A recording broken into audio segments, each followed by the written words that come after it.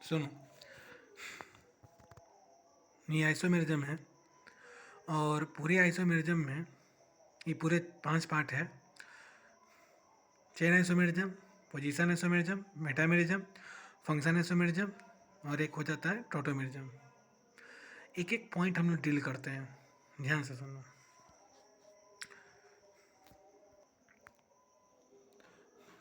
जो chain isomerism होता है वो जो चेन आइसोमेरिज्म का मतलब होता है कि मॉलिक्यूलर फॉर्मूला सेम। आइसोमेरिज्म का ही मतलब होता है कि मॉलिक्यूलर फॉर्मूला जो होता है ना वो सेम होता है। पहली बात, चाहे वो चेन आइसोमेरिज्म हो, चाहे वो पोजीशन आइसोमेरिज्म हो, चाहे वो मेटामेरिज्म हो, चाहे वो फंक्शन आइसोमेरिज्म हो, चाहे वो टोटोमेरिज्म हो, कोई भी मेरिज्म का बात करें, आइसोमेरिज्म का ही मतलब होता है कि मॉलिक्यूलर फॉर्मूला जो है वो सेम होना चाहिए। कोई भी स्ट्रक्चर अगर आइसोमेरिज्म में अगर देता है तो उसमें कुछ नहीं करना है। पहले तुम चेक करो कि क्या ये मॉलिक्यूलर फॉर्मूला सही है कि गलत है।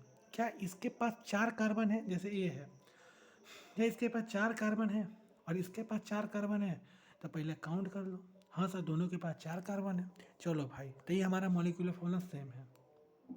ठीक है। उसके बाद तब चेक करो कि कौन सा आइसोमेरिज्म में बिलोंग करता है, ये पांचों में से। ठीक है। चेन में क्या करना है कि चेन में क्या होता है कि पेरेंट चेन जो होता है ना एकदम सिमिलर होता है। एक स्ट्रक्चर में देखो, यहाँ पे 4 दिया है, यहाँ पे कितना है, पेरेंट चेन कितना है, 3 कार्बन का। तो यहाँ पे 4 कार्बन का चेन है, यहाँ पे 3 कार्बन का चेन है। ठीक है। पहले इसमें पेरेंट चेन बनाओ।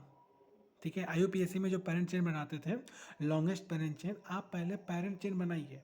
ठीक है। जब आप पेरेंट चेन बनाइएगा उसके बाद आपको क्या लगे, यहाँ पे 4 कार्बन का ब्यूटेन कहते हैं और यहाँ पे देखिए 3 कार्बन का 2 मिथाइल प्रोपेन कहते हैं। तो ये तो खुद सीआई शो कर रहा है।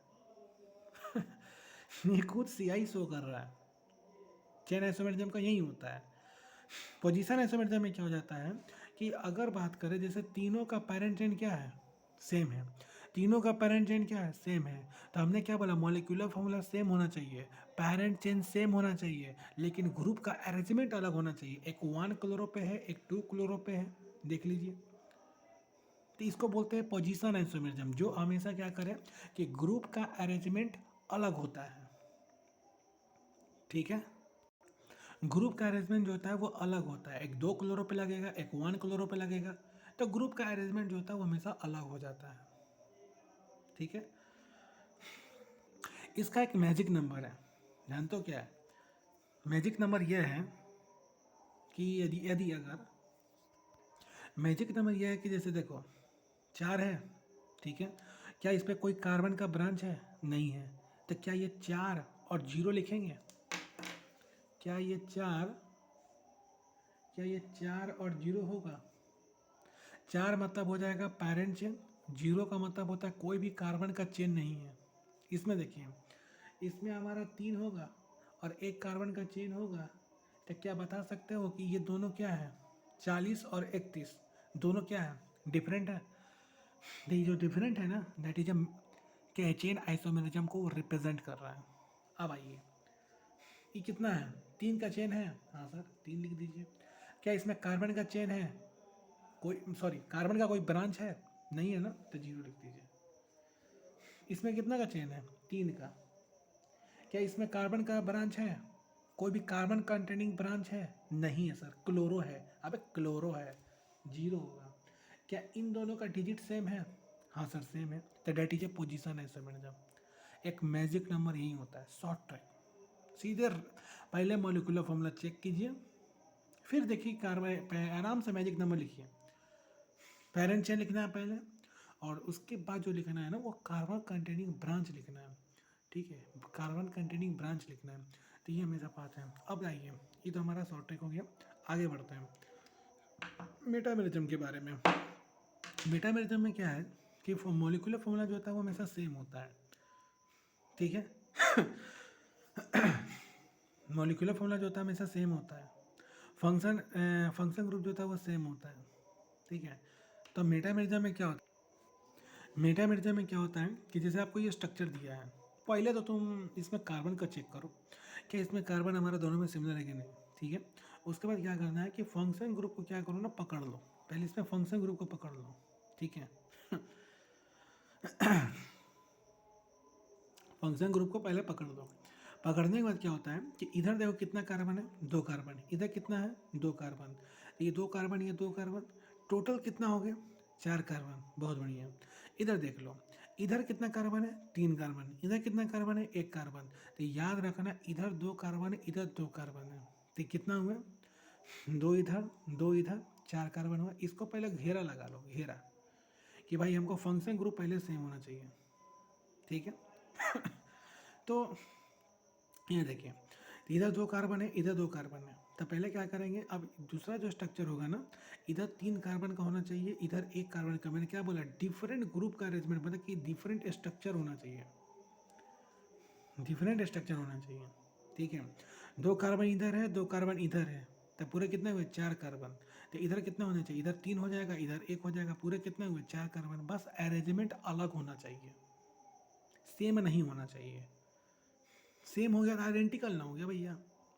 और अगर मोलिकुलर फॉर्मूला सेम है और स्ट्रक्चर ही सेम निकल गया तो आइडेंटिकल हो गया ना, वो मेटामेरिज्म रहा कहाँ, ठीक है, ये बात है। फंक्शन आइसोमेरिज्म, फंक्शन आइसोमेरिज्म में क्या हो जाएगा कि मोलिकुलर फॉर्मूला जो होता है हमेशा सेम हो जाता है, लेकिन डिफरेंट फंक्शन ग्रुप हो जाता है। इसमें कैसे पहचानेंगे, अब ध्यान से सुनो। इसमें क्या हो जाएगा, 1 डिग्री 2 डिग्री 3 डिग्री अमाइन। इसमें क्या होता है कि 1 डिग्री 2 डिग्री 3 डिग्री अमाइन होते हैं, ठीक है। अब जैसे जहाँ भी 1 डिग्री अमीन रहेगा, 2 डिग्री अमीन रहेगा, 3 डिग्री अमीन होगा, जहाँ भी रहेगा वो तुरंत टिक मार देना, that is the function isomerism, ठीक है। जहाँ कार्बोक्सिलिक एसिड है तो ईस्टर बगल में होगा, क्योंकि यहाँ देखिए, यहाँ क्या है, अल्डिहाइड है, तो यहाँ कीटोन होगा। देखिए कैसे, यहाँ कितना पाई बॉन्ड है, 1 है। यहाँ कितना पाई बॉन्ड है, 1 है। यहाँ कार्बन कितना है, 3 है। यहाँ कार्बन कितना है, 3 है। यहाँ ओ कितना है, ऑक्सीजन 1 है। यहाँ ऑक्सीजन कितना है, 1 है कि नहीं। तो जब हमारा सब कुछ अगर बराबर हमको मिल ही रहा है तो भैया that is a function isomerism, समझ में आया। इसलिए कहा था अल्डिहाइड का क्या होता है, कीटोन होता है, समझ में आया, इसलिए अल्डिहाइड का कीटोन होता है। कार्बोक्सिलिक एसिड होगा तो ये ईस्टर यहाँ पे होगा, क्योंकि पाई बॉन्ड सेम होना चाहिए, ऑक्सीजन सेम होना चाहिए। अगर यहाँ पे अल्काइन अगर है तो यहाँ पे दूध को हमेशा क्या होगा, अल्कीन होगा, ठीक है। यहाँ अगर अल्कोहल अगर है तो यहाँ पे ईथर होगा, ठीक है। अब ये टोटोमेरिज्म के बारे में बात करते हैं। टोटोमेरिज्म में क्या होता है कि मॉलिक्यूलर फॉर्मूला सेम होता है, ठीक है। इसमें क्या होता है, टोटोमेरिज्म का मतलब ये होता है कि अगर जो फंक्शन ग्रुप होते हैं उस फंक्शन ग्रुप को हम लोग घोला मतलब घेरा लगा लेते हैं। और याद करना, जैसे कीटोन होते हैं, टोटोमेरिज्म में कीटोइनॉल होते हैं, तो कीटोन को हम लोग पकड़ लेते हैं और उनके बगल वाले कार्बन के पास क्या अल्फा एच है, हाँ सर है। जब अल्फा एच है क्या वो sp3 हाइब्रिडाइज है, हाँ सर है। तो sp3 हाइब्रिडाइज है और अल्फा एच है, तो ये हमेशा ये हाइड्रोजन जो होता है ना इसके पास जाएगा, पाई बॉन्ड इसके पास आएगा, तब जाके वो अल्कोहल बन जाता है। तो उतना नहीं जाना है आपको, टोटोमेरिज्म पता लगाना है। तो पता लगाने के लिए आप कीटोन को पकड़िए और बगल वाले जो कार्बन है उस कार्बन पे अल्फा हाइड्रोजन है और sp3 है, तो वो हमारा टोटोमेरिज्म देगा। बस इतना ही है। अब जैसे बेंजीन में देखिए, ये बेंजीन नहीं है। यहाँ हम पाई बॉन्ड हटा हुआ है, इसको काटे हुए हैं, ये बेंजीन नहीं है। अब ध्यान से देखिए, इसको कीटोन को पकड़े, इसके पास कार्बन के पास H है, हाँ सर H है। लेकिन आप ये देखिए, जब इस कार्बन के पास अगर H है तो क्या ये sp3 है, नहीं है, तब एक नहीं करेगा ना, sp3 होना चाहिए चचा। यहाँ पे देखिए, यहाँ पे हो जाएगा H है, तो यहाँ पे जब H है तो ये जो कीटो है ना भैया, ये कीटो हमारा इस हाइड्रोजन के साथ इस कार्बन के साथ करेगा, क्योंकि इसके पास sp3 है, इसके पास तो sp2 है, इसके पास तो झोंकवा नहीं मारेगा। हम कहीं चलते हैं इसके साथ, हम आराम से इसका हाइड्रोजन लेंगे और यहाँ पर अल्कोहल बना देंगे, ठीक है। तो ये टोटोमेरिज्म शो करेगा। बस एक सिंपल चीज़ यही है आइसोमेरिज्म का, ऑन दैट इज आइसोमेरिज्म का पार्ट।